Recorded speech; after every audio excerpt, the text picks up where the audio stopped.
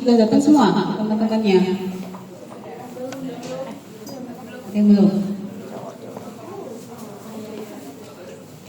Ya dulu kok tadi mau pakai putih. Kira sebenarnya chemistry-nya masih ada. Terus sekarang aku kembar berarti chemistry-nya lupa.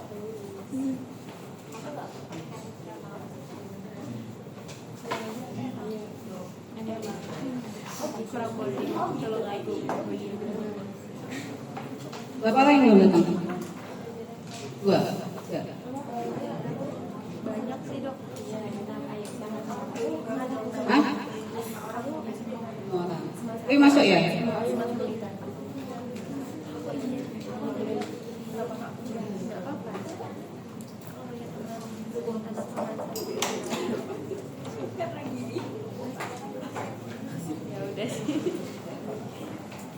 Ya aku baru ingat ya. Ada yang ke toilet? Silakan ke toilet.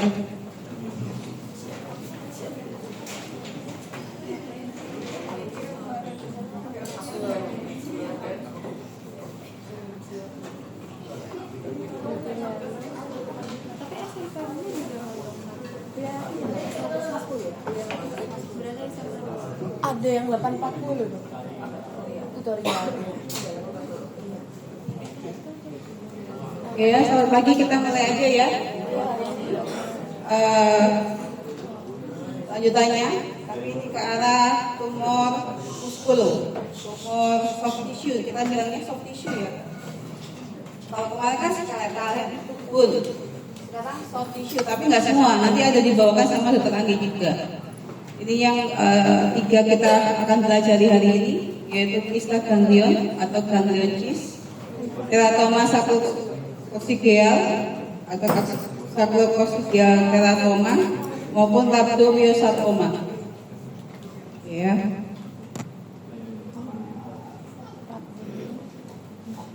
Jadi tiga hal yang kita akan pelajari hari ini yang paling sering ya, nanti yang akan kalian temui waktu kalian koas di klinis, yang kalian akan sering ketemu ini.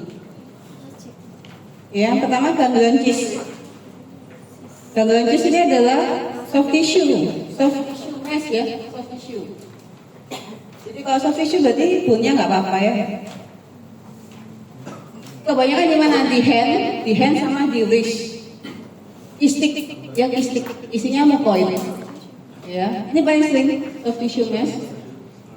Usianya ini ya.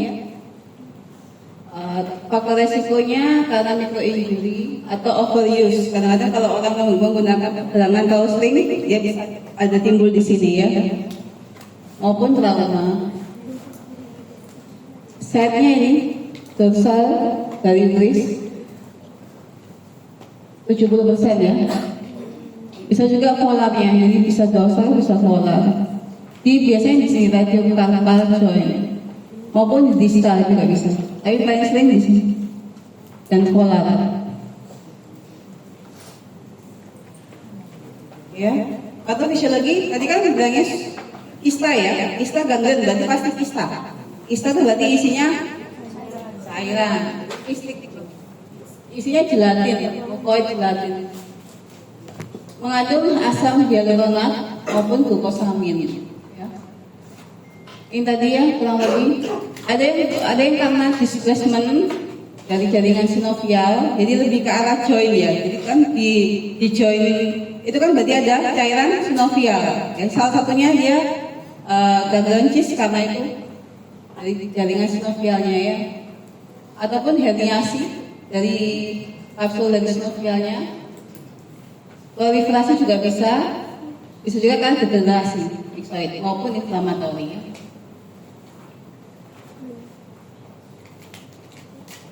Yang paling banyak ini ya, jadi dia membentuk-bentukan kista dari mixoid. Klinisnya pasti massa, berupa massa. Dia bisa kenyal dan juga padat. Biasanya asimptomatik, dia tidak nyeri, tapi kelihatan masanya ya. Tapi kalau besar dia bisa juga nyeri.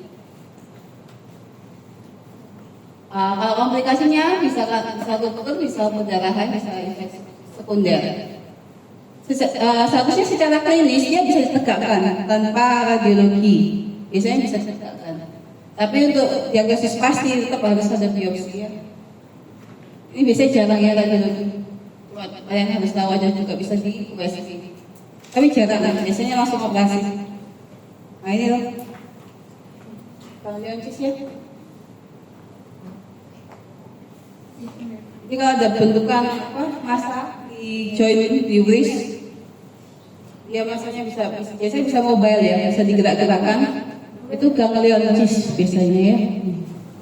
Bisa diolah, bisa juga diosah. Kalau ini dioperasi seperti ini bentukannya. Jadi dia kayak gelatin ya. Karena dia benign, dia excellent ya. Jadi eksisi aja sudah cukup. Tapi dia bisa rekurensi. Ya. Jadi indikasi operasinya tergantung. Kalau dia asimptomatik, pasiennya nggak masalah, nggak ada gejala, biasanya jarang operasi. Dan orang itu jarang biasanya ke poli. Kalau dia bergejala, baru dia ke poli. Jadi pasiennya poliklinis ya, nggak mungkin ke IGD. Jadi dia ada kalau dia operasi ya karena indikasinya ya. Nah, makrosnya dia kistik. Biasanya kecil, nggak sampai besar. Lainnya cuma 1 sampai 2 cm maksimal. Dia bisa banyak, bisa satu, bisa banyak ya. Biasanya kalau digerakkan dia mobile. Nah kalau diambil, dioperasi kayak tadi, kita belah, itu kayak gini. Jadi dia kista, ini isinya mukoidnya. Dia bisa satu unilekuler, dia juga bisa multilekuler. Kalau ini, ya bisa multi. Kalau kita lihat selomanya ini, nah ini selomanya. Dia selomanya dia jaringan fibrus, selnya masih benign ya, jadi hampir sama semua seragam, nggak ada yang plemo. Jaringan ikat fibrus biasanya. Ya, itu ganglioncis. Lanjut yang kedua yaitu teratoma sacrococcygeal. Biasanya pada bayi ya, penampakannya. Ini teratoma sacrococcygeal. Sacrococcygeal berarti di sacrum dan coccygeal. Jadi letaknya di belakang selang punggungnya bagian bawah. Bisa besar seperti ini juga bisa kecil, tergantung pembentukannya ya. Tapi biasanya pada anak-anak. Teratoma sacrococcygeal.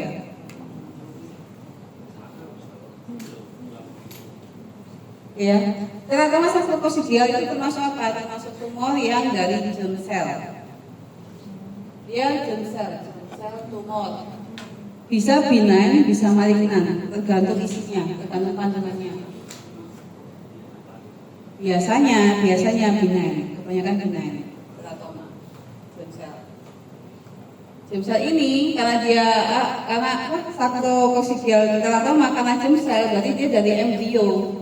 Ya, dari prenatal itu biasanya sudah tahu kalau bayinya atau janinnya itu ada kelainan, bisa sudah tahu. Dari embrio dia. Germinal sel tumor ini sebenarnya dia besar ya. Jadi salah satu germinal sel tumor kan teratoma sacrococcygeal, tapi dia grupnya besar. Salah satunya matur dan imatur. Jadi kalau ada matur pasti ada imatur ya biasanya, tapi seringnya ini matur. Matur dan imatur yang teratoma, germinoma, embrional maupun korio ini salah satunya dari grup germ cell tumor. Karena dia masih embrio artinya kan masih sel primitif. Jadi dia tidak mengenali tempatnya. Kadang-kadang kalau dia digonat itu wajar ya, bisa kan digonat. Tapi kalau dia bermigrasi keluar, jadi bisa ekstragonat. Jadi bisa gonat, bisa ekstragonat. Bisa ke arah fasial, mediasi peritoneal maupun yang sacrococcygeal region. Ini tergantung selnya, maunya di mana. Suka-suka selnya. Ya. Jadi kalau kita lihat janin itu pasti ada fetal yolk sac ya. Jadi dia isinya dari sel telur yang sudah dibuai ya, itu ada yang normal ya kan, dia berkembang, sel itu kan berkembang. Tapi tergantung migrasinya dia kemana. Kalau migrasi dia normal, dia akan menuju ke gonad karena kan germ sel. Tapi kalau dia abnormal, dia bisa ke osteogonad. Ya. Gonad pun kalau dia sudah di gonad, dia bisa neoplastik, bisa juga tidak non neoplastik. Kalau dia non neoplastik, dia menjadi tumor, ya kan? Kalau non neoplastik, dia kan menjadi janin yang normal, ya kan? Tapi kalau ekstragonad ini biasanya neoplastik biasanya ya, karena tidak pada tempatnya, biasanya neoplastik. Nah, diferensiasinya tergantung. Ada yang ke arah yang diferensiasi yang gonad yang seminoma maupun yang embrional. Nah, di mana teratoma itu? Teratoma itu yang embrion. Teratoma ini salah satunya adalah saprococcygeal. Dia ada di sini. Ya. Jadi dia dari turunan dari germ sel. Kalau yang lainnya baru ekstra embrional.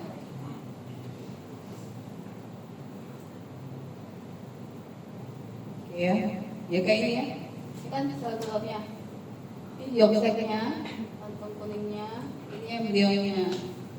Nah, suka-suka sel primitif kalau memang dia ada mutasi gen biasanya bisa ini ya yang neoplastik, bisa embrionya neoplastik, bisa korionnya yang neoplastik. Jadi tergantung dia yang mana, yang berubah di mana. Karena kan dia masih primitif. Primitif kan biasanya lebih ke arah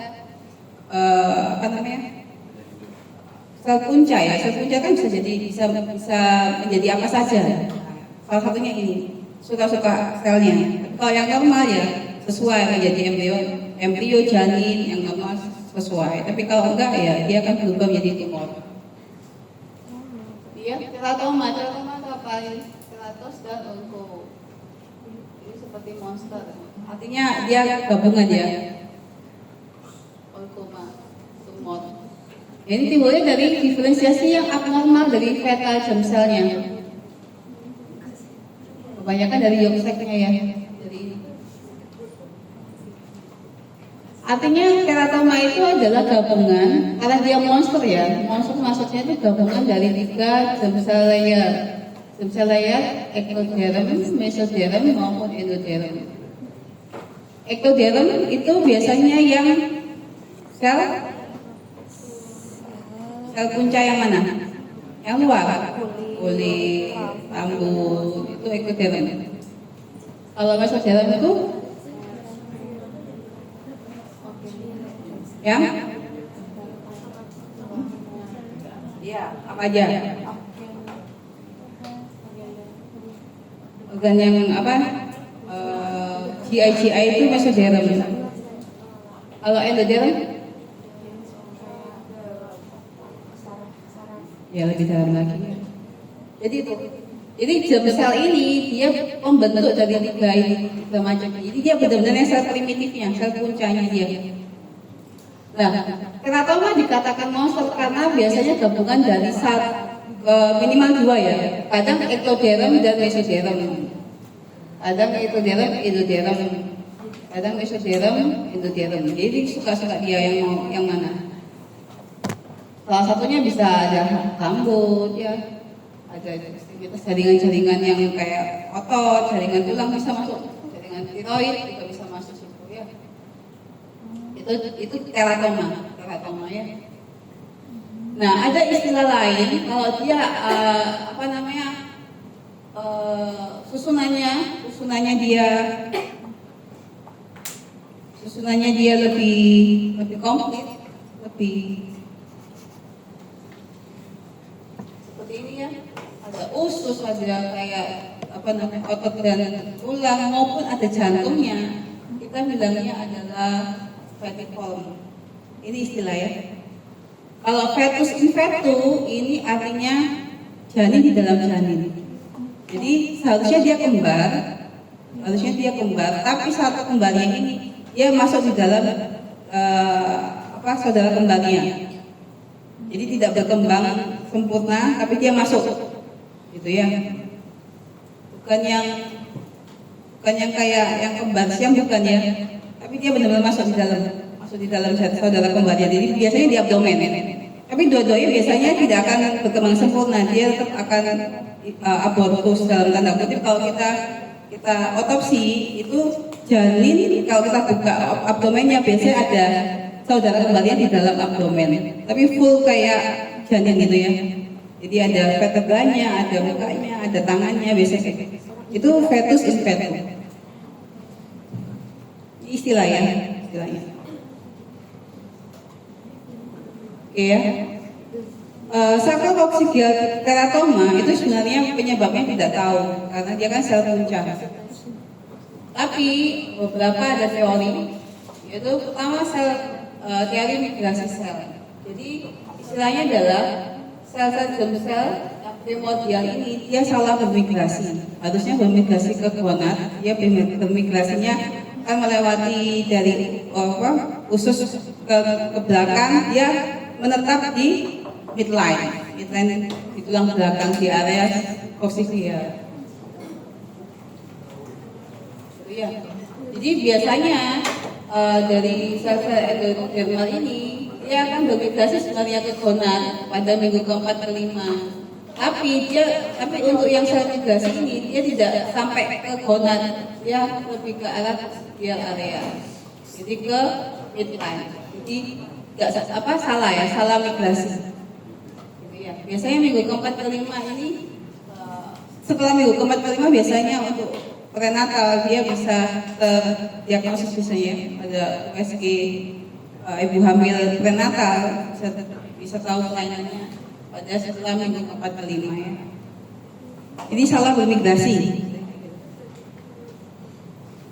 Kalau yang kedua itu dari primitive split, jadi seharusnya di area midline itu primitive stripnya ini makin lama makin hilang, makin lama makin kecil. Tapi di sini primitive stripnya nggak mengecil, dia menetap. Nah, primitive strip sendiri dia menyebabkan kalau dia berproliferasi dia bisa berkembang ke arah yang tadi, bisa ke ektoderm, bisa mesoderm, bisa ke endoderm. Gitu ya. Harusnya regresi tapi tidak regresi. Itu teori primitive strip. Terus yang ketiga ini complete twinning ya, karena kehamilan yang kembar tapi bisa dijalan. Ya epidemiologinya, kebanyakan teratoma itu sacrococcygeal, 70% ya. Ini insidennya biasanya female lebih banyak ya. Nah, biasanya sacrococcygeal teratoma itu biasanya ke arah benign. Tapi karena kadang-kadang kalau kondisinya besar sekali, ya memang rawan untuk eksisinya atau surgery-nya lebih sulit ya.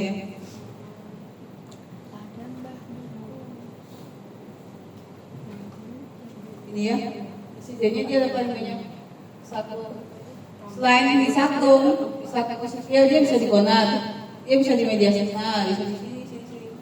Ini lokasinya untuk teratoma ya.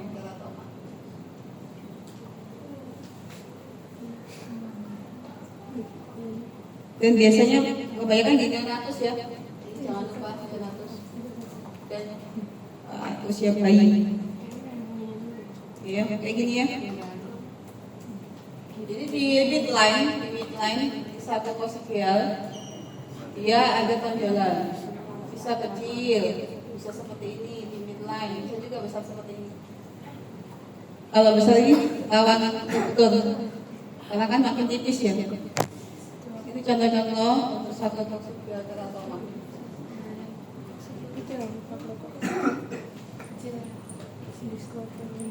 Iya, yang tadi histologinya dia ada ketiga-tiganya atau dua, ektoderm, mesoderm, ektoderm endo, meso endo, tergantung dari selnya ya. Bisa juga solid, bisa juga kistik. Nah, kalau tadi yang kita lihat dosnya, dia biasanya berkapsul ya, bisa berkapsul, bisa juga tidak berkapsul. Tapi Tapi kita bilangnya sebenarnya tidak kapsul banget. Itu pseudo kapsul. Jadi dia cuma melapisin aja. Iya, kalau kita bilang bisa kistik, bisa solid. Kalau dia kistik ya memang isinya kistik solid mix kistik sama solid. Kalau belum solid seperti ini, kalau yang solid mix kistik seperti ini ya. Jadi cuma apa namanya, bayangkan kalian kalau solid sama kistik seperti ini maksudnya ya. Campuran. Nah, teratoma itu tadi saya bilang ada mater sama imater ya. Tapi paling banyak yang di saprokosiklia. Yang binan itu apa? Yang binan itu yang ini, yang matur. Ini binan. Jadi jarang malignan. Tapi yang imatur itu biasanya malignan. Kenapa? Kalau matur itu artinya adalah diferensiasinya dia benar-benar diferensiasi yang matur. Jadi sel-selnya bukan sel-sel yang atas yang puncak, dia masih ada sel yang sudah bisa berdiferensiasi seperti misalnya sel folikel rambut, benar-benar folikel rambut, sel pelapis epidermis kulit, benar-benar sudah jadi epidermis kulit, atau sel epitel kelenjar, jadi sudah kelihatan kelenjar. Tapi kalau imatur itu kita nggak bisa melihat struktur itu. Jadi ada misalnya dia kayak ini ya, komponennya kan misalnya luas seperti ini. Ada bagian yang imatur, ada bagian yang matur, berarti kita bilang imatur ini. Jadi imatur lebih kuat daripada matur. Walaupun ada sebagian yang matur, pada satu pasien ada bagian yang matur, ada bagian yang imatur, itu tetap kita bilangnya imatur teratoma, karena dia kan arah malignannya. Jadi imatur itu ada bagian yang komponen imatur, biasanya ke arah neuroepitelial yang membuat dia jadi imatur. Komponen dari neuroepitelial. Dia malignannya, karena dia malignan, biasanya dia ada komponen dioxeknya dengan produksi AFP. Ini alpha fetoprotein, enzim yang dihasilkan dari malignan teratoma. Salah satu yang dipakai untuk pemeriksaan follow up pada pasien. Kalau dia tumor enzim markernya dia tinggi, berarti masih ada bagian yang malignan. AFP sama beta HCG. Ini ya. Itu adalah salah satu komponen untuk follow up. Ini ya.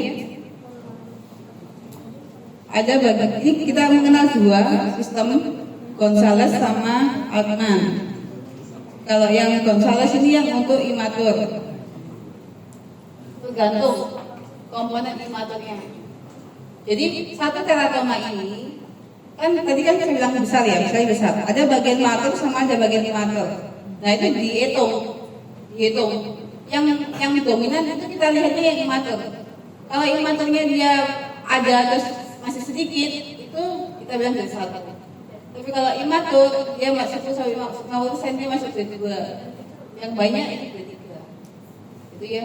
Jadi yang paling penting adalah imaturnya. Jadi begitu kita lihat potongan slide, kita harus cari yang imaturnya. Itu yang penting soalnya. Sedangkan secara klinis itu kita Altman klasifikasi ada 4 tipe. Yang paling sering ini tipe 1, tipe 2, jadi yang benar-benar muncul.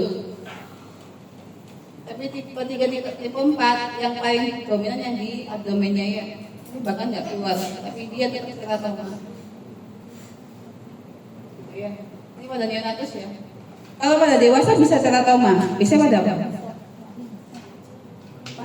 Valium ya, yang kemarin kalian plastikum, yang ada rambut, yang ada yang gigi atau lagi itu namanya teratoma. Teratoma matur, tapi pada ovarium, pada gonad ya. Oh ini pada bayi saprokosiklia. Ya.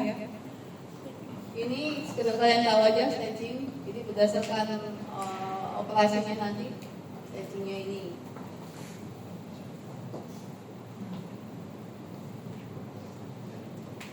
Kemudian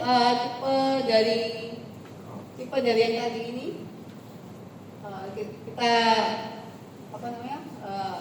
ditambahi dengan malignansi sama metastasis sebagai acuan dari klinisi ya. sejauh mana pasien itu tertangani pakai tabel ini ya.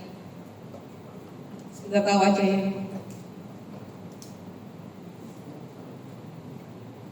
Ya.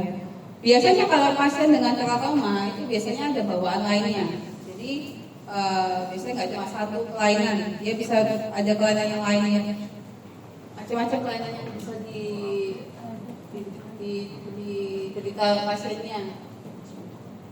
Anomalinya banyak ya, ini ya. Ada anorectal malformation, ada sakral, biasanya ada ikutannya ada kayak gitu. Makanya operasinya tidak sesederhana cuma mengambil masanya juga gitu, karena biasanya ada anomali yang lain. Jadi ya perempuan lebih banyak ya, perempuan lebih banyak. Ini ada dia genetik. Ya, jadi ikutannya banyak, karena dia di sakrokoksigeal di midline, jadi bisa mempengaruhi anal atau anorectal stenosis. Ada urogenital juga ya. Jadi satu pasien itu bisa banyak penyakit yang kita diderita, biasanya juga bisa ada ini.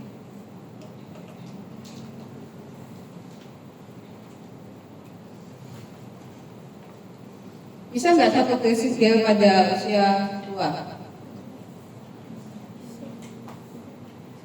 Nggak bisa ya? Bisanya teratoma yang lain. Oke ya. Nah ini untuk klinisnya memang biasanya adalah pada saat kelahiran ya. Pada saat kelahiran sudah tahu. Jadi sebenarnya prenatal itu kan ibu hamil kan pasti antenatalnya USG dan lain-lain ya. Itu biasanya sudah tahu kalau bayinya atau janinnya akan terkena ini teratoma sakrokoksigeal. Jadi pada saat lahir juga pasti akan kesulitan ya untuk melahirkan, karena kan dia lebih besar ya. Biasanya kan operasi biasanya. Ini pasti dilihat saat kelahiran. Gitu ya. Kalau yang lain itu bisa misalnya ternyata dia ada gejala obstruksi dari belajar itu biasanya kita nggak tahu juga. Jadi asimptomatik. Taunya nanti setelah follow up, maksudnya pada saat kelahiran nggak mungkin tahu. Setelah itu baru kita tahu kalau ada anomali yang lain. Ya. Ini kalau pada beberapa anak-anak, ya, bisa jadi juga bisa kelemahan paralisis. Di saat di rahim ada ini fetal distress, ada juga kelainan dari jantungnya ya, dari jantung ada hidrocephalus fetalis, ada ini. Jadi banyak anomalinya banyak. Nah karena dia di belakang di sakrokoksigeal, sebenarnya ada kita untuk mendiagnosis teratoma perlu pemeriksaan tambahan. Jadi nggak bisa langsung sebenarnya, karena ada diferensial diagnosis. Satunya ini meningocele sama myelomeningocele ya. Meningocele itu kalau sel meninginnya aja yang menonjol. Selaput mening. Ini kan vertebra ya, ada myelum kan di sini ya. Tetap ada pelapisnya kan meningen ya. Kan meningen itu lapisan dari otak sampai ke bawah ya, myelum. Kalau di sini untuk meningocele dia hanya meninginnya aja yang menonjol. Tapi kalau myelum meningocele berarti myelumnya ikut masuk. Myelumnya ikut masuk. Ini salah satu dedenya. Jadi harus dilakukan juga CT scan. Karena kalau operasi ini kalau kita ngambil myelumnya kan berarti istilahnya ada defek myelum. Berarti ada kerusakan dari otaknya ya. Tapi kalau memang tidak ada ini, bukan ini, hanya teratoma sakrokoksigeal, biasanya lebih aman untuk operasi. Selain itu ini dedenya yang lain ya. Ya, saja. Ya, jadi ini sebenarnya harus diagnosisnya harus prenatal yang paling penting. Prenatal harus, makanya ibu hamil yang kayak di daerah ya, nanti kalau kalian ke daerah itu yang kayak kepencil itu kalian dianggap sebagai satu-satunya leader di situ ya. Kalau leader di situ lihat bidanya kadang nggak ada. Mereka biasanya ke dukun bayi. Hati-hati itu ya. Jadi selama kehamilan nggak pernah dipantau karena mereka ke dukun bayi. Akhirnya ke kalian untuk lahiran. Ternyata bayinya ada kelainan. Biasanya nggak terdiagnosis dari awal ya. Ini tadi ya, jadi diagnosisnya harus radiologi juga, harus laporan juga, jadi harus didukung ini karena ada jadinya tadi diferensial diagnosis. Untuk prenatal diagnosis kita butuh USG ya. Dari USG tahu ada sarkoidosal teratoma, tahu. Nanti dari situ biasanya akan pas ibu hamil pasti akan follow up. Kalau masih kecil nggak tahu ya, bisa juga tergantung tupoksinya sih ya, mau dilahirkan atau bagaimana.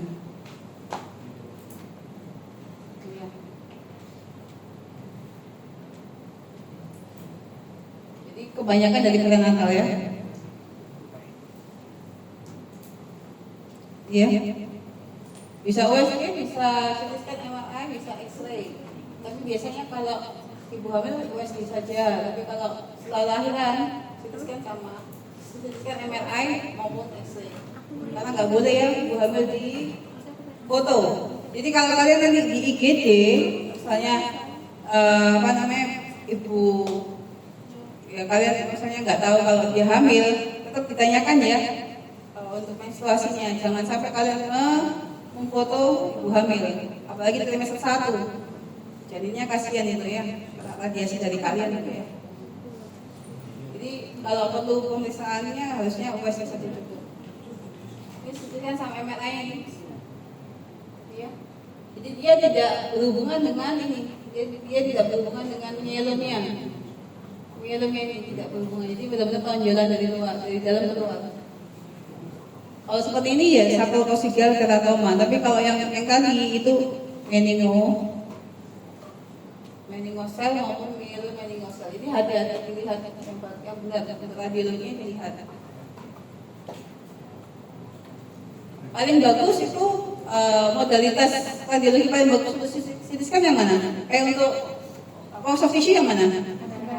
Ya, ini modalitas kalau kalian punya di rumah sakit yang waktu kalian bekerja, untuk kalian boleh soft tissue, sarankan MRI langsung. Kasian-kasiannya kalau misalnya bertahap kan keluarnya lebih banyak. Kamu suruh ini CT scan, terus suruh MRI kan dia keluar lebih banyak uang. Kalau memang tujuannya untuk soft tissue, lebih baik sarankan untuk MRI. Tapi kalau kalian memang pengen lihat tulangnya, untuk awal bisa X-ray maupun CT scan untuk awal. Ya. Tapi kalau misalnya kalian lihat tendon, kalian lihat otot, nah itu MRI ya. Jadi ini ya penjualannya ya. Kalau di X-ray sebenarnya nggak terlalu kelihatan karena lebih dominan di tulangnya, nggak terlalu kelihatan. Ini penjualannya ya. Lebih bagus yang MRI. Jadi harus radiologi, lab sama klinis ya. Nah ini untuk lab kayak tadi kita lihat markernya. Biasanya AFP sama beta HCG untuk markernya. Oke. Nah, kalau misalnya di prenatal itu ketahuan ya, itu harus dievaluasi. Apakah ada anomali yang lain selain teratoma tadi? Apakah dari jantungnya ada? Apakah dari dari parunya? Karena biasanya dia sindromnya ikutan yang lain.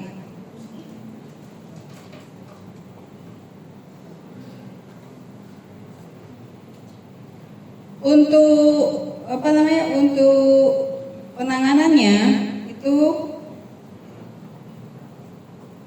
biasanya dia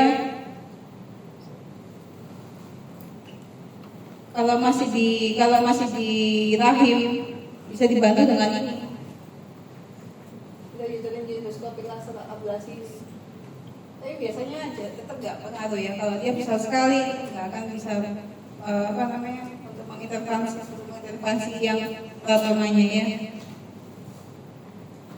Jadi memang teratoma sarkoidosal itu agak sulit. Kalau memang ada ya biasanya tetap sampai lahir ya tetap ada. Nanti treatmentnya ya saat lahir. Selama di dalam intrauterin nggak bisa dilakukan apa-apa ya, cuma di follow up biasanya. Itu teratoma sarkoidosal. Lanjut ya, yang ketiga.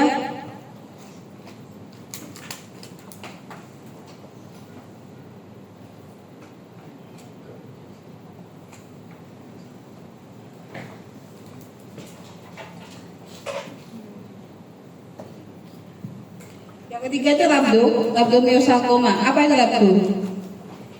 Rhabdomyosarcoma berarti tumor apa? Tulang rangka atau tulang lurik ya. Jadi ada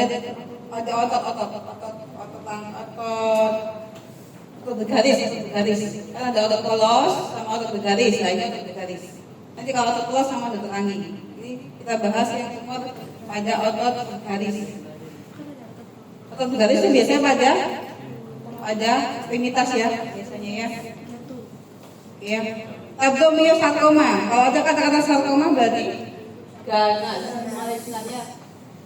malignan rhabdomyosarcoma. Jadi tetap dari sel primitifnya dia. Untuk rhabdo itu sebenarnya ada empat subtipe.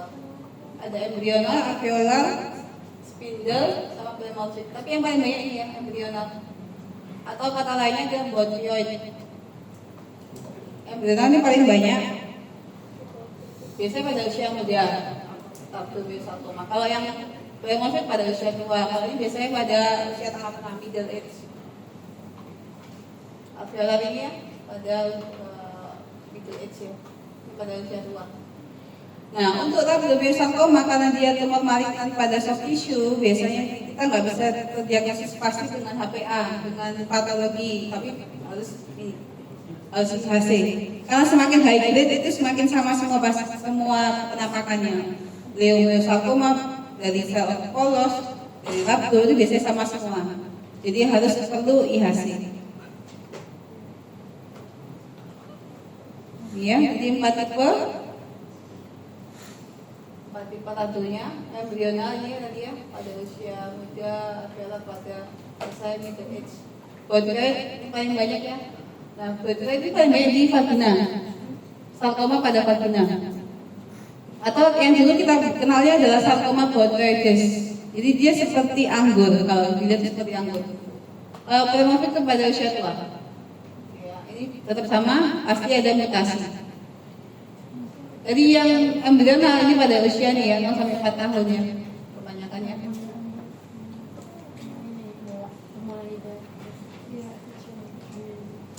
Rhabdomyosarcoma pasti dia pada otot bergaris. Jadi dimanapun otot bergaris bisa terdampak. Bisa di head and neck, bisa di nasal, bisa di mata, bisa di telinga. Atau di soft tissue yang lain, GI bisa, testis juga bisa. Ya, diagnosisnya harus gabungan. Pertama dari PA-nya, habis itu dari IHC. Kalau bisa dari molekulernya, mutasinya, kalau bisa. Tapi di sini kayaknya belum bisa. Nah, ini ya penampakannya. Ini tulangnya. Waiting for connection. Itu yang kayak anggur. Ini botryoid, sarkoma botryoid atau embryonal rhabdo. Jadi seperti anggur. Kamu di anggur ya kayak gini. Sarkoma botryoides atau embryonal rhabdomyosarcoma. Walaupun dia seperti ini penampakannya, tapi dia bagus loh ya, lebih bagus daripada yang lain prognosisnya. Pasti yang pertama ini surgery ya, karena dia sarkoma harus ada ajuvannya, ada radioterapi maupun kemoterapi. Tergantung nanti untuk pasien yang sudah melibatkan metastasis atau respon jelek pada radioterapi. Nah itu nanti tergantung prognosis juga. Tapi treatmentnya tetap itu ya, kombinasinya dari yang kemarin juga sama.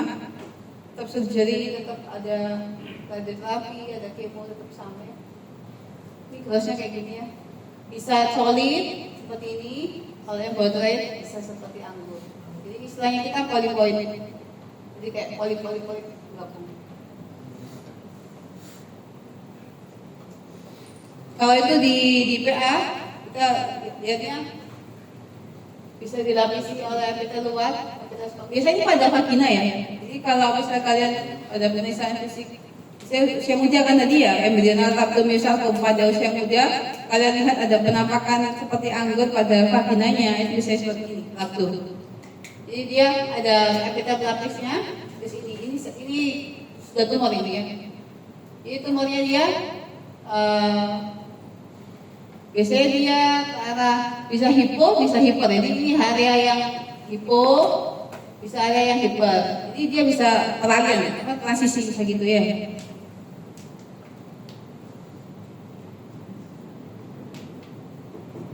Terus selnya bisa kecil-kecil, kan selnya kecil-kecil, bisa kecil-kecil kayak gini, tapi juga bisa skelet, bisa spindle, bisa round, juga bulat, bisa eosinofilik dan eksentrik.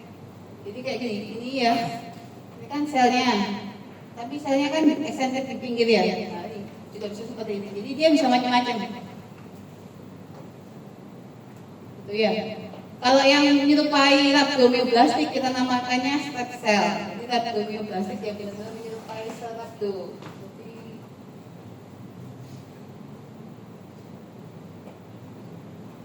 Sel rhabdo itu dia eosinofilik, lebih kayak itu. Jadi sitoplasmanya eosinofilik ini. Tapi kalau yang kayak ini yang panjang-panjang. Ini kita namakan tadpole. Jadi dia kayak ada ekor. Jadi ada ekor, pink ekor panjang. Kayak komet ya, itu tadpole. Jadi kalau lihat kayak gini kok, ini kita biasanya masih belum pasti itu rhabdo. Harus ada pemeriksaan tambahan ya dari hasil. Jadi penampakan seperti ini. Jadi kalau dia dicatkan dengan desin sama myogenin, dia kan coklat. Kalau dia coklat, oh iya betul kita. Itu ya. Jadi jadi ada step-stepnya. Apalagi kalau soft tissue tumor. Ini kalian masih dikasih rhabdo ya. Tapi kalau misalnya kalian nanti belajar sudah gabung, sudah terkenal dokter Anggi sudah. Apa kemarin? Fibrosarkom. Leukemia sudah, leukemia. Nah kan hampir sama juga kan? Iya, kalian kan kalau misalnya sekilas kan hampir sama juga. Kayak gini juga kan, ada yang kayak spindle. Kalau kalian dilihat dibeli seperti ini ya nggak bisa bilang itu leo maupun rhabdo. Nah ini yang gunanya ini, IHC ini yang untuk menentukan. Kalau leukemia kan masih ada IHC juga kan. Nah sama, jadi spesifik memang IHC-nya. Tapi tetap untuk IHC nggak bisa di sini. Di Suwandi juga nggak bisa, di PDH juga nggak bisa, di Sutomo. Kita khususnya Sutomo untuk pemeriksaan ini. Itu rhabdo. Dan apa namanya kalau pada usia ini kan tadi kan kebanyakan embrional ya, kemudian tadi kan pada usia muda, usia anak-anak. Kalau pada usia dewasa, yang mana di? Yang biasanya pleomorfik kan? Itu di mana biasanya areanya? Rhabdomyosarkom pada usia muda, kalian mikirnya lokasi di mana? Usia muda, usia tua, pokoknya bukan anak-anak. Itu kalian lihat. Kalau kalian berpikir kira-kira di mana lokasi yang paling banyak? Ekstremitas apa? Apa? Bawah kan banyak. Di mana? Di femur ini. Femur itu paling sering kalau untuk usia middle age atau usia tua biasanya femur untuk rhabdomyosarkoma. Dan biasanya besar ya. Penampakannya solid, bukan kayak tadi yang anggun bukan. Jadi memang benar-benar solid. Tuh. Kalau jaringan dalam di organ dalam, bukan di ekstremitas yang paling sering itu gimana? Jantung enggak? Jantung jarang. Jantung malah bukan. Jantung lebih banyak soma, bukan rhabdomyosarkoma. Oh, organ dalam. Kira-kira yang ada otot bergarisnya yang paling sering pada usia. Biasanya yang di organ dalam itu usia middle age atau usia tua. Bisa di mana? Kalau soal otot polos kan wajar ya, kan organ dalam kan dilapisi juga otot polos kan. Tapi kalau otot bergaris, kalau di organ dalam tumor rhabdomyosarcoma di mana kira-kira? Ya, kasar itu masih ada polos.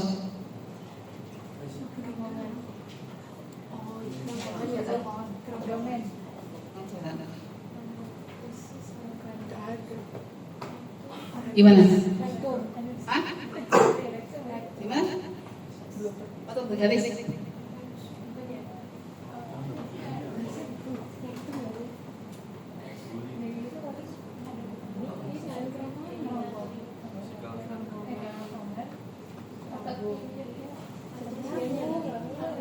Nah, iya atau di tes juga bisa ya.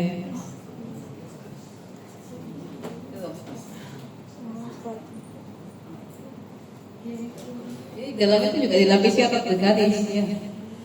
Biasanya kalau GI tract kayak usus itu bukan, biasanya ke arah leiomyosarcoma mereka. Kalau yang otot bergaris itu lebih cenderung kepala testicular maupun urinary bladder biasanya, bladder atau testis biasanya banyak di situ.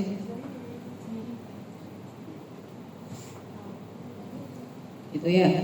Kita harus tahu lokasi-lokasinya ini kira-kira apa yang paling banyak apa. Tapi memang nggak bisa ditentukan dari klinis atau radiologi, tapi memang harus kalian kombinasi dari klinis, radiologi, laboratorium, PA-nya bagaimana baru kalian tahu oh berarti ini tumor ini gitu ya. Tapi kalian pasti paling nggak tahu lokasi yang sering. Kalau di dalam di area yang abdomen itu di mana, kalau di luar kan pasti ekstremitas, tapi kalau di dalam itu di mana tuh kalian harus tahu. Ya. Untuk pemeriksaan IHC sebenarnya nggak semua ya. Ini kan ini Desmin Biogenin Biodewan. Sebenarnya salah satu bisa, tapi kita kalau salah satu biasanya kurang kuat. Kenapa? Karena kadang misalnya leiomyosarcoma dia bisa positif desminnya. Jadi memang paling nggak dua, desmin myogenin atau desmin myodewan. Iya. Supaya dia menyingkirkan. Yang lebih spesifik biasanya ini myogenin dan myodewan. Kalau desmin ini otopolos leiomyosarcoma masih positif.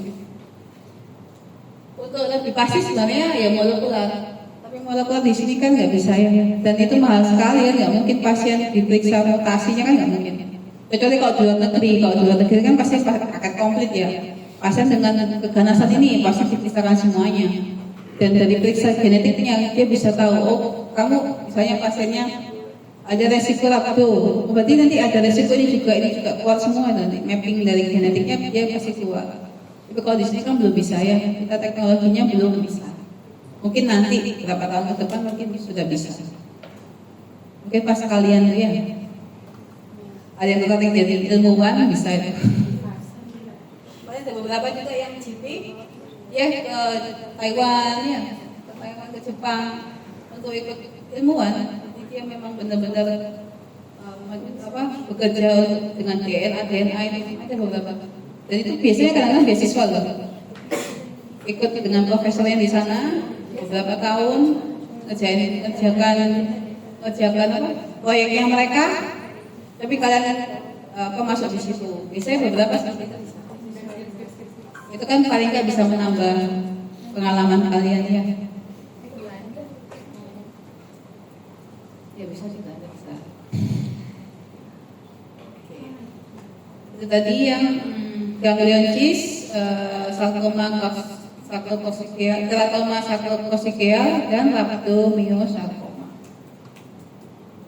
Ada yang tanyakan nggak?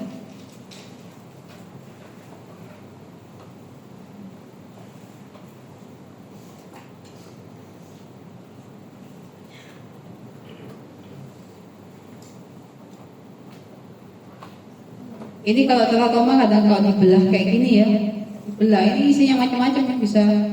Tadi itu bisa ada jaringan tulang keras juga bisa, tulang yang kartilago bisa juga. Ada jaringan kayak rambut, gigi bisa. Ada jaringan kayak otak juga bisa. Itu ya, isinya bisa banyak.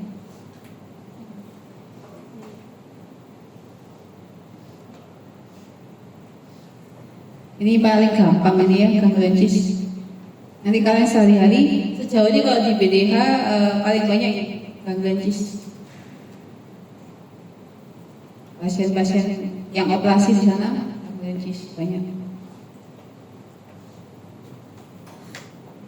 Walaupun kecil-kecil ya, tapi dioperasi. Mungkin karena terganggu ya, terganggu gerakan ya, karena kan dia di join, di wrist joinnya. Dioperasi. Walaupun kecil-kecil, ukurannya kecil, tapi diambil ya. Jadi itu jarang pasien dengan gangguan JIS di radiologi jarang ya. Jadi saya sudah bilang nggak mungkin di USG. Karena kalau kalian sudah jadi klinisi nanti, ataupun kalian di koas ya, kalian koas kan pasti muter ya. Apalagi kalau di rumah sakit, itu sebenarnya tidak seideal yang kalian bayangkan sebenarnya ya. Misalnya kalian ada sakit ini, oh harusnya pasien di ini urutannya misalnya. Contoh, pasien dengan kayak tadi lah, seperti ini misalnya. Oh harusnya pasien itu harus dari kritis, pemisahan penunjang, pemisahan lainnya, baru dioperasi. Tapi kenyataannya enggak ya, belum mati. Itu kenapa? Karena memang ada kendala dari BPJS. Karena kan memang enggak bisa penghematan ya, klaimnya terlalu sedikit. Makanya beberapa klinisi di kalian nanti muter di rumah sakit, klinisi seperti itu ya karena maklum, karena memang kita berhadapan sama BPJS. Kecuali pasien umum, pasien umum kan nggak masalah, apapun ya nggak apa-apa, tidak mengganggu klaim. Kalau BPJS kan pasti mengganggu klaim. Jatuhnya kan nanti rugi ya rumah sakitnya. Gitu. Nanti kalian kalau di rumah sakit juga harus mempelajari alurnya BPJS ya, kita harus tahu kalian. Kalau di puskesmas alur BPJS seperti apa, kalau di rumah sakit seperti apa, rumah sakit apa tipe B seperti apa, tipe C seperti apa, kalian harus tahu. Karena itu nanti misalnya kalian lulus, kalian mau awal praktek sendiri atau langsung bekerja, itu kan nanti biar tahu oh berarti pasiennya harus kemana harus tahu. Itu ya. Jadi kalian jangan hanya belajar pelayanan seperti ini, penyakit aja, tapi juga holistik ya. Administrasinya juga. Kalau gigi itu isi gigi belajarnya tentang manajemen kebanyakan. Kalau di rumah sakit RSUD, kalau di RS gigi ya pelayanan kan. Tapi kalau dia satelitnya di RSUD, mereka belajarnya tentang manajemen atau administrasi. Tapi kalau kalian kan nggak ada yang khusus kan, kalian ya rumah sakit itu kan. Nanti kan harus belajar dua-duanya. Jadi waktu kalian nanti lulus, kalian nggak kaget ya. Mau praktek sendiri, kalian tahu proses seperti apa. Gitu ya. Oke, ada yang tanya kan ya? Saya belajar teorinya. Nanti ada kuliah kan ya 80 ya?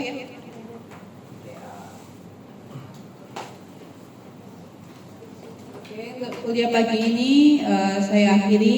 Nanti kita ketemu lagi waktu praktikum ya. Terima kasih, selamat pagi.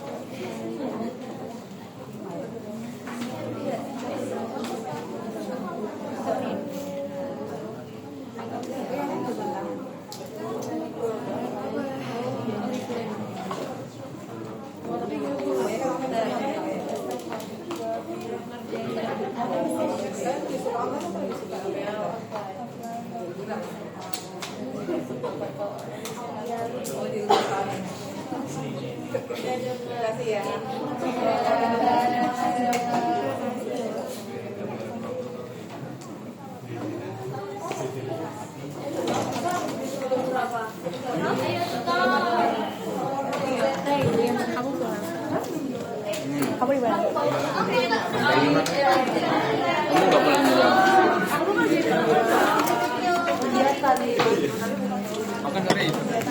Makan